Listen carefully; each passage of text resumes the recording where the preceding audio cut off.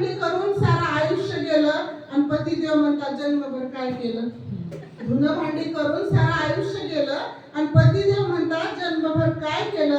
घरच्यांची बाहेरच्यांची मर्जी सांभाळून रात्रंदिवस घाम गाळून तारेवरची कसरत करत मुलांना यशस्वी केलं आणि तीच मुलं शेवटी म्हणतात आई तू आमच्यासाठी काय केलं.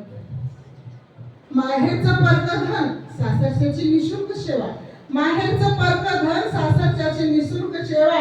राब राबून म्हणे तिला मान कशाला हवा. कर्तव्य आहे तिचं सगळ्यांना जपणं. पण विचारलं का कधी काय आहे तिची स्वप्न. तिच्या आवडी निवडी तिचे छंद कधी तिने पूर्ण केलेत का. तोडून सारे बंध एकाच वेळी 16 कामानं तिचं शरीर झिजून गेलं आणि प्रत्येकाची अपेक्षा आमच्यासाठी काय केलं. आई झाली ताई झाली झाली ती सुनबाई. आई झाली ताई झाली झाली ती सुनबाई. पण कुठं आहे तिचं अस्तित्व व्याकुळ होते अंतराई. तू स्वतःसाठी कधी जगलीच नाहीस.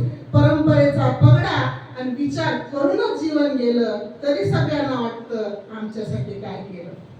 कमावत्या बायका हे कुठं स्वतंत्रपणे वागतात. बघा इथं बसणाऱ्या सगळ्या मैत्रिणी माझ्या फक्त चेकवर सही करतात.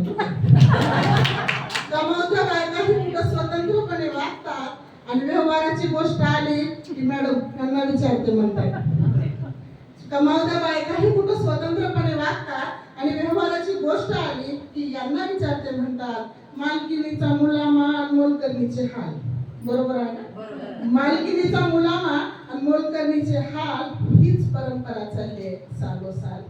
काही करून बदलत नाही हे नशीब गेलं आणि तरी सगळ्यांना वाटतं आमच्यासाठी काय केलं. ती जेव्हा निघून जाईल तेव्हा कळेल तिची गाथा.